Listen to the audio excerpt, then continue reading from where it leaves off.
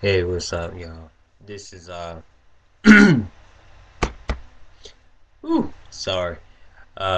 This Kumari. Y'all know me as Kumari 2009, aka Reno Slow Motion. You know, the man with the realness. Always give me the real 411 info. Some of y'all haters hate, so I don't really too much care about it. Um, Back up on here, responding to a video, and I guess Chicken Soup's topic of the week is smothering. So, I'm gonna talk about smothering and what I think about it and stuff like that. Um, Sinuses. I'm sorry. So that's the reason why I got on shades. Let me clear this up. The reason why I have on shades is because my sinuses got me all messed up right now. The weather's changing so much, so I'm like going through. Ooh. But let's talk about this topic real quick. Voice is cracking. Sorry. Smothering to me is not really a good thing because smothering is kind of up there with jealousy. And I know a lot of y'all like, what do you mean? If you suffocate plus smothering equals soon jealousy. Because if that person's not giving you all their time, or you're not talking to them all the time, or they're not answering your phone calls at the time you want them to answer your phone calls, every time you call, they better pick up the phone, or every time you come by their crib, they ain't home, you assume that there was somebody else, which is pretty much true. With some women, y'all are like that. I hate to say it, but some of y'all women are like that. If your stud or man is not at home, and there's some men that's like this. Basically, it goes both ways. Some of y'all are like this. If your partner or whoever you're seeking or is dating is not at home, or they're not answering your phone calls at the time that you call, and you keep constantly calling them and they haven't picked up the phone, or the conversation is real short at that moment, you call them and they like, yeah, okay, goodbye, or yeah, I'll call you back. Y'all assume that something's going on, and that goes to jealousy. My thing is this: why think that it's always something negative? Maybe it's something positive. Maybe at that time they cannot talk to you. Maybe they want to hang with their people. Maybe they don't want to sit up here and have a long conversation with you while they're hanging out with their friends, because that is kind of disrespectful. But, or maybe they had something to do. Maybe they're somewhere. But this is the thing: some smothery goes too far. When somebody is at work, don't call them at their job, because unemployment these days does not allow them as an employer to get a to talk to you. And then if they got a cell phone, this is what killed me. Why you ain't answer your phone? And I know you couldn't answer the phone at your job, but you could. Sometimes you really can't answer the cell phone. Really, I hate to tell you that, because some places will fire you if you answer your phone while you at work. They will.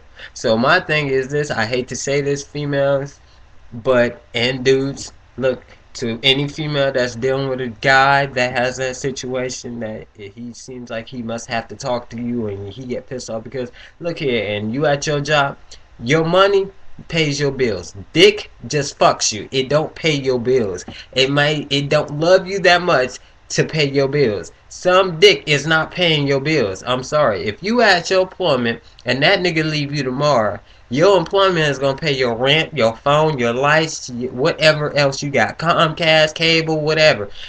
Dick is not finna pay for all that if Dick leave. You know what I'm saying? Same thing with pussy. I'm sorry, females who like females, whatever. Me, guys, whatever, whatever. Pussy is not gonna pay your rent. It's not. I mean, you can't take pussy and pay rent with it, because your girl or whatever, your girl does not need to talk to you. You can't talk to her, and she get pissed off, and she's like, "Well, why ain't you talking to me?" And da da da da. And what are you doing? Da da da da. And then want to have an argument. Look here, you're not gonna pay the bills. You can't put her vagina and go pay your bills. You need to keep that job. So if she get pissed off, then she just gonna be shit out of luck and be pissed off. My thing is this: smothery can actually kill people. It really can. It can kill a relationship quicker than anything. I don't see why you need that much attention to talk to someone constantly every single day, on the second, on the hour of the week. I mean, it's not that much. If I sit up here and talk to you about so much information that I should be taking time. And, there's 12 months in a year. And I take all the 12 months information that you're going to give me over them 12 months and put it into this 1 month. Then I'm not going to know and want to know anything else about you because I already know it all. There's nothing new for me to learn about you. I'm going to get bored. So our conversation really is not going to go quick. It's going to be like simple. It might be like, yeah, okay, how was work? Oh, yeah, it was good, okay, well, alright, I'll call you back later. Then this is what kills me. If I say I'm gonna call you back, don't call me back. Just because I ain't called you within an hour does not mean, well, let me call you back and see what's wrong. It might not be nothing wrong. It might be I'm busy. You know what I'm saying? And a lot of y'all studs, femmes, men, straight women, whoever does that to the person you're dating, y'all assume the worst, and it's really not the worst. It might be somebody could be busy at that time. Uh, they might be kicking it with their friends, and this is one thing that gets me. And I've known it and heard about it being a pet peeve. I've witnessed it. Also, I've been through it before. Do not pop up at my crib unannounced. I do not like it. I don't care if you ain't seen me in 2 days. Don't pop up at my crib. And just because I might say, well, you be like, well, I'm gonna come over. Okay, can you ask me about coming over to my place? It's my place. I pay rent here. My place. Well, I'm gonna come over. I ain't say you can come over. You need to ask me, well, do you mind if I come over? Don't just say you gonna come over my crib, because you could be standing at the front door and I could be sitting up there looking at you. And I don't care if you knock until your pants start bleeding. You ain't asked me. You can't just come up at my crib. And if I give you a key, don't just come at my crib and come in my shit. Just because I gave you a key does not mean, oh, this is your crib. When you pay rent, and pay some lights and phone bill there, yeah, then you can just walk up in my crib and be like, hey, baby, da.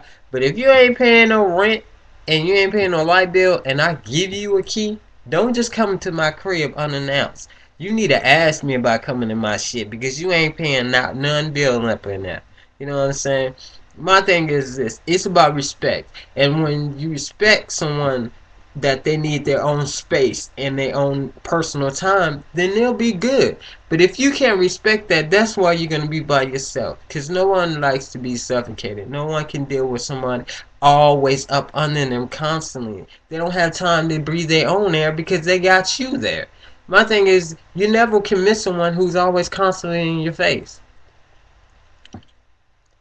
If I see you all the time, I can't miss you. And if I can't miss you, then I don't want to be with you because there's nothing exciting going to happen because we already been through everything. That's how relationships get bored. I think this is actually how people end up with new relationships. This is because once you've been through so much of the same thing, you've been with that one person for years, over years, over years, and over years, you're like, dang, there's nothing exciting. There's no excitement anymore. And there's nothing that makes the relationship like, wow, brand new, like, hey, like we first met. Because you've been through it so much. So my thing is, if you smother someone because you need all that, you need constant attention, you really need to get some friends, get a dog. Believe me, you can have my dog for a day. Guarantee he will smother you so much that you're going to bring him back and want to be by yourself for a minute. I don't even like him to smother me. I don't like no woman to smother me. I like to be time to myself. And when I take that time to myself, it's cool. Because then we won't argue about dumb shit. You notice when you suffocate someone so much, you start arguing about the littlest things that really don't matter. That's really not supposed to be argued about. And then you really be arguing about stuff and you start assuming that your person is cheating because you constantly need them to be under you. Then you need to really seek some friends. My bad, my part, my that's you know my prescription to you. If you're like that, please get some friends. Get a pet. Get a fish. Get some homegirls. Alright? Peace.